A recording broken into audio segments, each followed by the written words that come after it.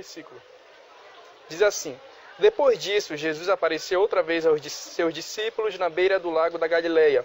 Foi assim que aconteceu. Estavam juntos Simão Pedro e Tomé, chamado Gêmeo, Natanael, que era de Caná da Galileia, os filhos de Zebedeu e mais 2 discípulos.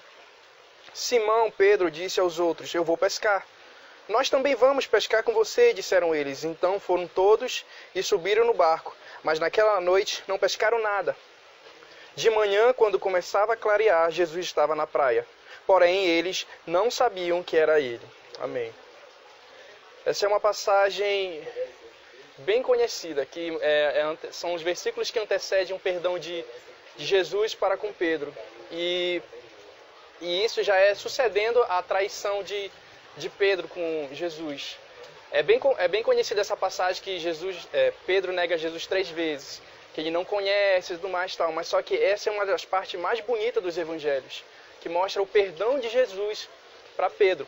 O interessante é que logo depois que Pedro abandona Cristo, que representa o abandonar a fé, o largar a igreja, ou sabe aquilo que tem a ver com isso, ele fala que ele voltou a pescar, sendo que ele tinha largado a pescar para seguir Jesus. O que isso mostra? Que quando a gente abandona Jesus, é natural a gente voltar para aqueles mesmos hábitos, voltar aquelas mesmas práticas erradas.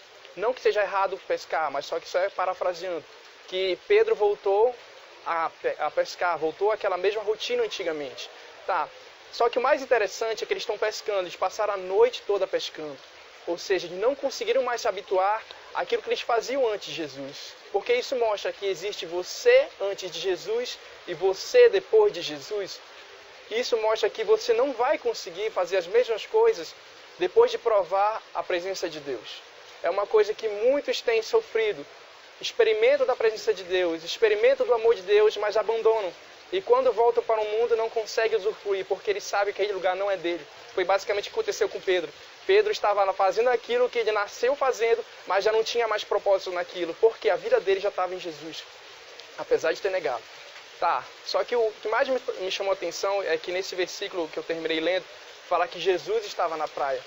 Quem procurou quem não foi Pedro para pedir desculpa, foi o próprio Jesus que foi atrás de Pedro.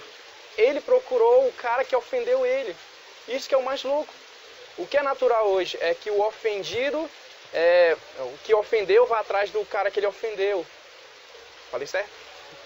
Eu me confundo às vezes. Ele foi atrás do cara lá. E tipo assim, isso foi um quebra totalmente de paradigma. Jesus nos ensina que quando você é ofendido, é você que tem que ir atrás da pessoa. É porque você que entende. Se você é cristão, é você que tem que ir atrás da pessoa que te ofendeu. É você que tem o ministério da reconciliação, não o cara que te ofendeu. Você entende, ele não.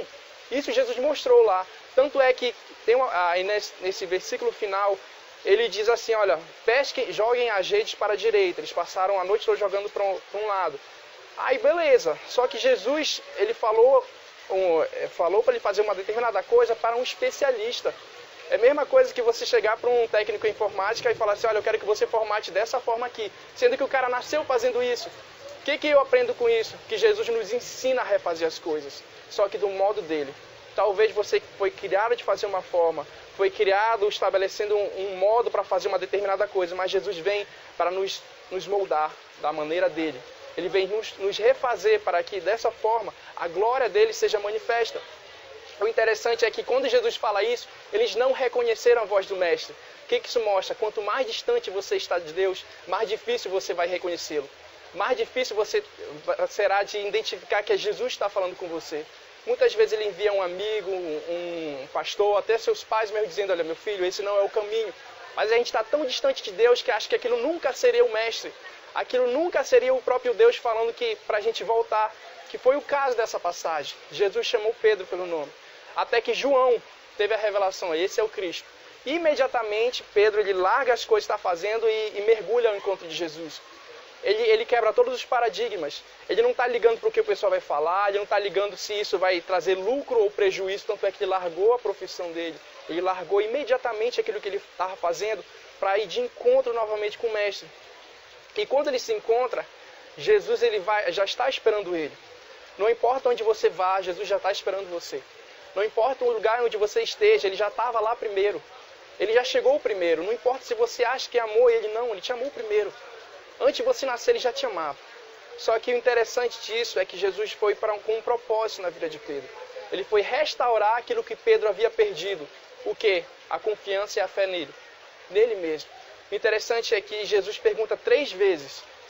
Pedro, tu me amas? Pedro, tu me amas? Pedro, tu me amas? Por quê? Porque ele foi 3 vezes negado. Jesus queria gerar uma convicção nele. Jesus queria gerar certeza nele que, olha, eu sei que você disse, mas não era o que teu coração estava gritando. Eu sei que você pode ter falado um bocado de coisa contra a minha pessoa. Eu sei que você pode ter me abandonado. Eu sei que você me negou na frente de todo mundo. Mas eu vejo teu coração, que o seu coração é totalmente meu. E eu preciso que você confesse isso. E quando Pedro confessou isso, ele termina dizendo assim: vai e apacenta as minhas ovelhas. Vai e cuida das minhas ovelhas. Do mesmo modo que eu te perdoei, do mesmo modo que eu te sarei, agora vai e cuida daquilo que eu também estou atrás, das minhas ovelhas perdidas. Porque o ministério de Jesus não termina em ti, mas começa a partir de você. E é isso que ele chama a gente para um ministério de reconciliação. Do mesmo modo que você foi reconciliado e perdoado, ele está te chamando agora. Agora vai atrás dos perdidos e mostra que eu também quero perdoá-los. Vai atrás de cada um desses aí e mostra que eu também estou atrás dele. E eles precisam ouvir minha voz.